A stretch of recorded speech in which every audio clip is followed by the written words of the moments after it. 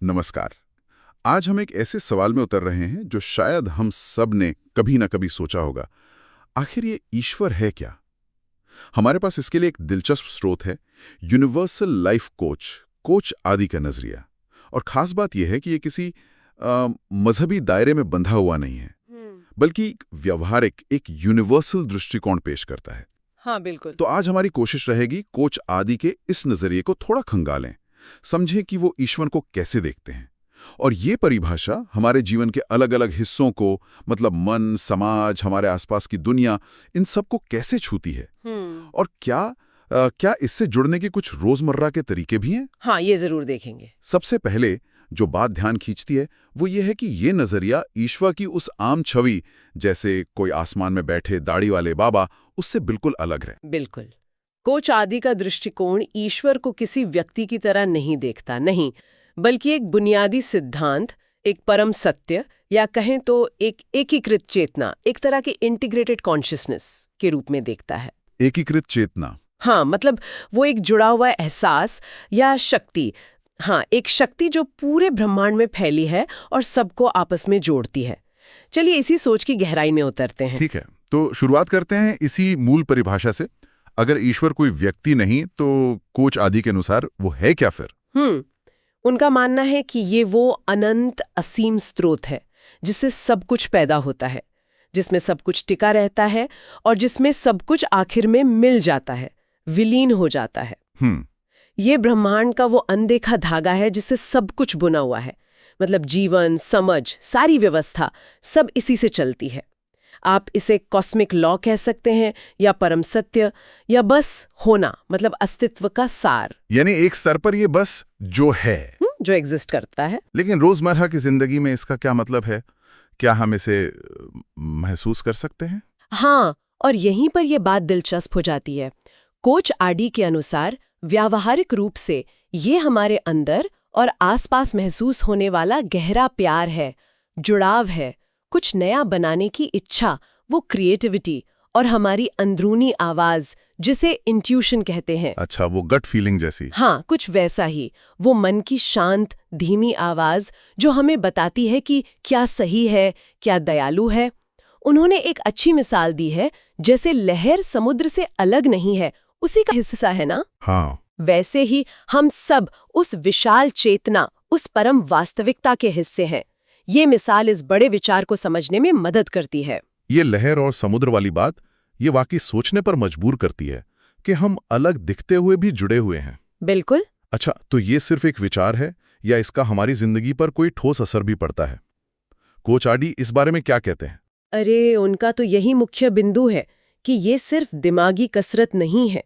ये समझ हमारे जीवन के हर पहलू को छूती है और बदल सकती है। हर पहलू को कैसे?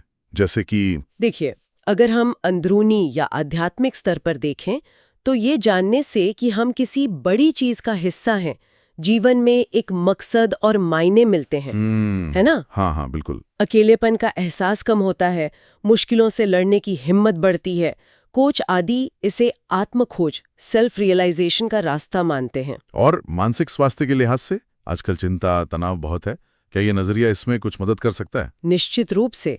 कोच आदि का तर्क है कि जब हम मानते हैं कि सब कुछ एक ही स्रोत से जुड़ा है तो मन शांत होता है। अच्छा। चिंता कम होती है और हम जो हमारे पास है उसके लिए शुक्रगुजार, ग्रेटफुल महसूस करते हैं।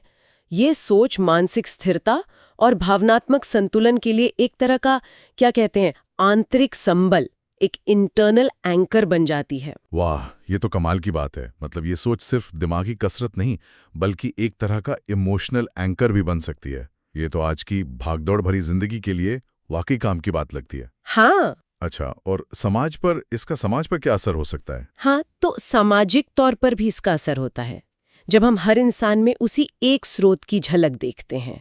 कोच आदि से दिव्य चिंगारी या डिवाइन स्पार्क कहते हैं। Divine spark. हाँ, तो आपसी सहानुभूति, जुड़ाव और सहयोग की भावना बढ़ती है।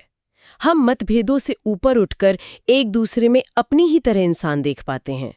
ये नजरिया हमें सिखाता है कि ऊपरी फर्क के बावजूद हम सब अंदर से जुड़े हुए हैं। ये तो बहुत ही सकारात्मक सोच है समाज के लिए। क्या इसका असर हमारे भौतिक जीवन जैसे हमारे शरीर या पर्यावरण पर भी पड़ता है? हाँ, कोच आदि इस जुड़ाव को भौतिक स्तर तक ले जाते हैं। उनका कहना है कि ये समझ हमें अपने शरीर और अपने आसपास के पर्यावरण का आदर करना सिखाती है।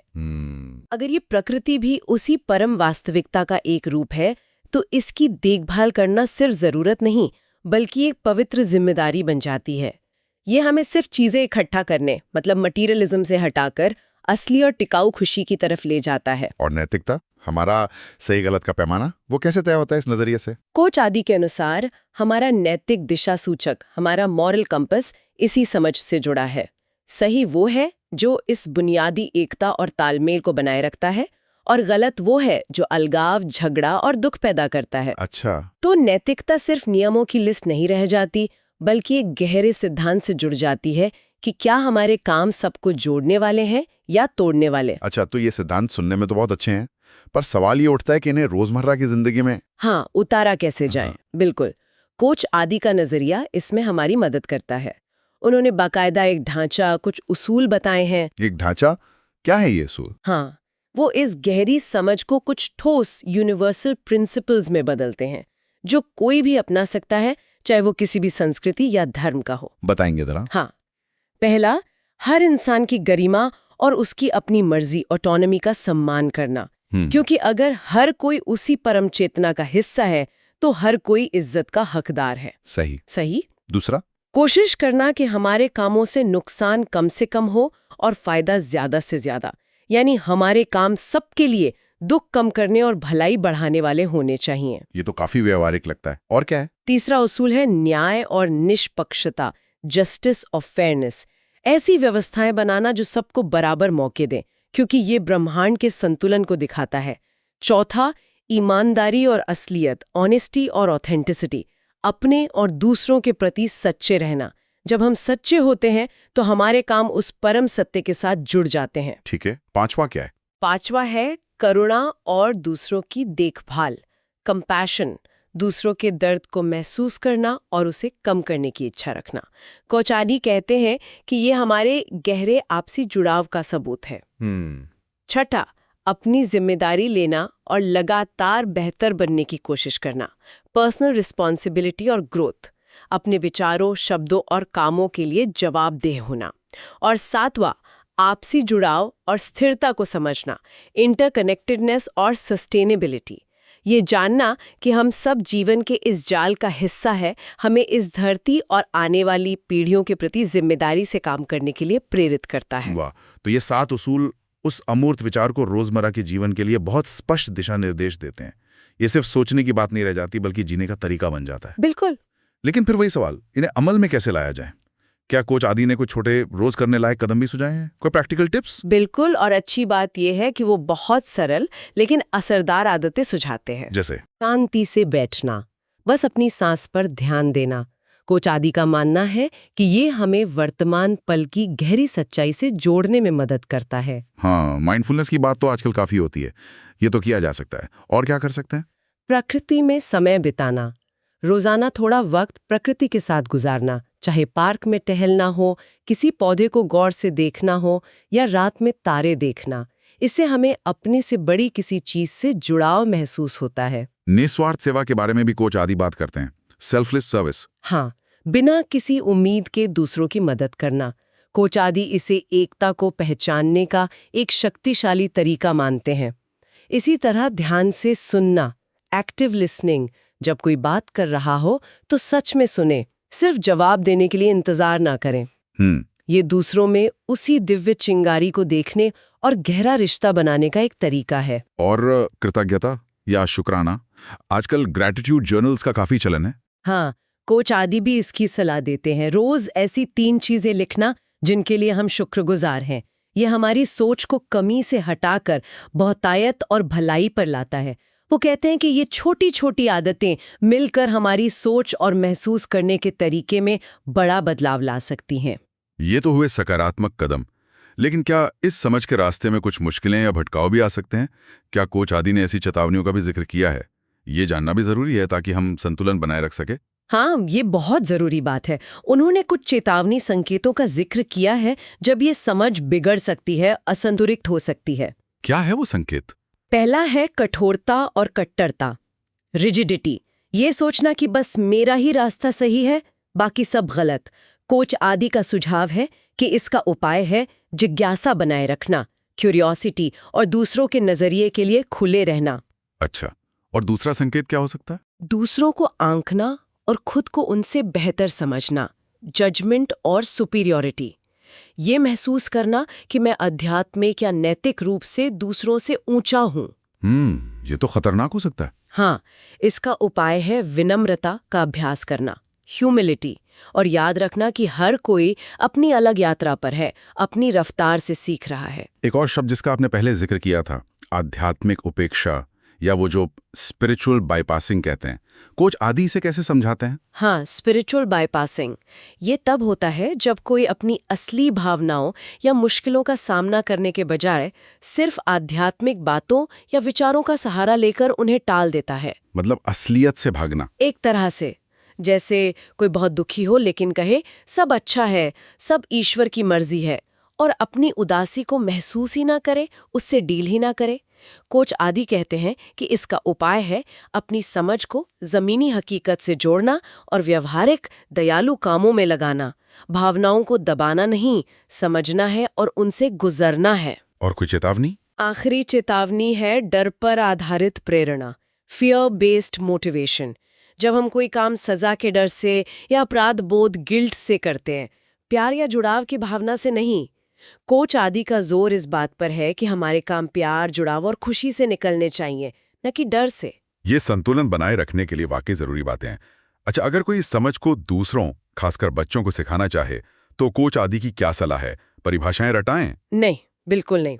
उनकी सलाह परिभाषाएं रटाने की नहीं है, बल्कि बच्चों में कुदरत के प्रति आश्चर्य और विस्मय की भावना जगाना है, सेंस ऑफ वंडर। अच्छा। उनमें जुड़ाव, दया और ब्रह्मांड के प्रति सम्मान का भाव पैदा करना है। उनसे पूछना कि जब वो किसी की मदद करते हैं तो कैसा लगता है, या जब कोई सुंदर चीज देखते हैं तो कैसा महसूस होता है। मतलब अनुभव के जरिए सिखाना, न कि लेक्चर देकर। ये तो बहुत अच्छा तरीका है। तो अब तक हमने ईश्वर की परिभाषा, जीवन पर उसके असर, नैतिक उसूल और रोजमर्रा के अभ्यास देखे। कोच आदि इन सबको एक साथ कैसे जोड़ते हैं? इस पूरे नजरिए का सार क्या है, निचोड़ क्या है? वो इस मूल समझ को एक मास्टर प्रिंसिपल या मुख्य सिद्धांत की तरह देखते हैं। Master principal? हाँ, जिससे बाकी सारे अच्छे गुण जैसे प्यार, सच्चाई, समझदारी वैसे ही निकलते हैं जैसे एक पेड़ के तने से सारी शाखाएं निकलती हैं। ये वो केंद्रीय विचार है जो जीवन के सभी हिस्सों को एक साथ पिरोता है। और अगर हम इसे किसी मुश्किल स्थिति में लागू करने की सोचें, कोई दुविधा हो? हाँ, मान लीजिए कोई दुविधा है। जैसे कोच आदि शायद उदाहरण देते होंगे कि किसी को कड़वा सच बताएं या रिश्ते को बचाने के लिए थोड़ा नर्म रहें। हाँ, ऐसी स्थिति आती है। तो उनका मार्गदर्शन ये है कि खुद से पूछें कौन सा रास्ता कुल मिलाकर ज्यादा तालमेल, समझ और लंबे समय की भलाई लाएगा। ये हमें अपनी फौरी पसंद नापसंद से ऊपर उठकर देखने में मदद करता है। कोई भी फैसला लेने से पहले? हाँ, कोई भी फैसला लेने से पहले कोच आदि कुछ सवाल पूछने का सुझाव देते हैं। क्या ये काम प्यार से प्रेरित है या डर से? क्या ये मुझे और दूसरों को जोड़ेगा या अलग करेगा? क्या ये मेरे अंदर के गहरे मूल्यों और मेरी अंतरात्मा की आवाज से मेल खाता है? तो ऐसा लगता है कि ये सिर्फ दिमाग से समझने की बात नहीं है, इसका असली अनुभव कहीं और होता है, दिल में। बिल्कुल, आप सही समझे। कोच आदि इसी नतीजे पर पहुंचते हैं कि ईश्वर कोई पहेली नहीं जिसे दिमाग से सुलझाना है, बल्कि एक मौजूदगी है जिसे दिल से महसूस करना है।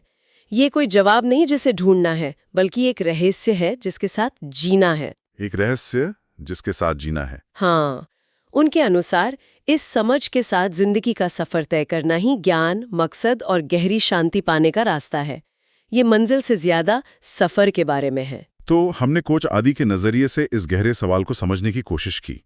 हमने देखा कि वो ईश्वर को एक व्यक्ति नहीं, बल्कि उस मौलिक ऊर्जा, उस एकीकृत चेतना के रूप में देखते हैं जिसका हम सब हिस्सा हैं। हमने जाना कि ये सोच हमारे जीवन के हर पहलू, अंदरूनी, मानसिक, सामाजिक, भौतिक और नैतिक पर कैसे असर डाल सकती है। हाँ, और हमने उन सार्वभौमिक उसूलों पर ध्यान दिया जो इस समझ से निकलते हैं, जैसे करुणा, आपसी जुड़ाव, जिम्मेदारी, साथ ही माइंडफुलनेस, प्रकृति से जुड़ाव और शुक्राना जैसी रोजमर्रा की आदतों की बात की। और ये भी समझा कि कट्टरता, अहंकार या भावनाओं से भागने जैसे खतरों से कैसे बचाया जाए। बिल्कुल, वो संतुलन बहुत जरूरी है। कोच आदि का जोर इस बात पर है कि ये कोई अंतिम जवाब पाने की होड़ नहीं, बल्कि उस रहस्य के साथ जीने, उस जुड़ाव को महसूस करने की यात्रा है। हाँ, और ये एक दिलचस्प सवाल छोड़ जाता है जिस पर शायद हमारे श्रोता आगे सोच सकते हैं। क्या सवाल? ये अगर ये एकीकृत चेतना जैसा कोच आदि बताते हैं वाकई सबको और सब कुछ को जोड़ती है, तो इस आपसी जुड़ाव को जानबूझकर महसूस करने और जीने से हमारे समाज या दुनिया के बड़े मसलों को हल करने के तरीके कैसे बदल सकते हैं, जैसे आपसी झगड़े या पर्यावरण संकट या असमानता। इन सब को देखने का नजरिया कैसे बदल सकता है। ये बात सीधे तौर पर स्रोत में नहीं कही गई, लेकिन उनके आपसी जुड़ाव के सिद्धांत से ये सवाल स्वाभाविक रूप से उठता है। सोचने के लिए एक शक्तिशाली विचार, वाकई। इसी के साथ आज की हमारी एक गहन चर्चा यहीं समाप्त होती है।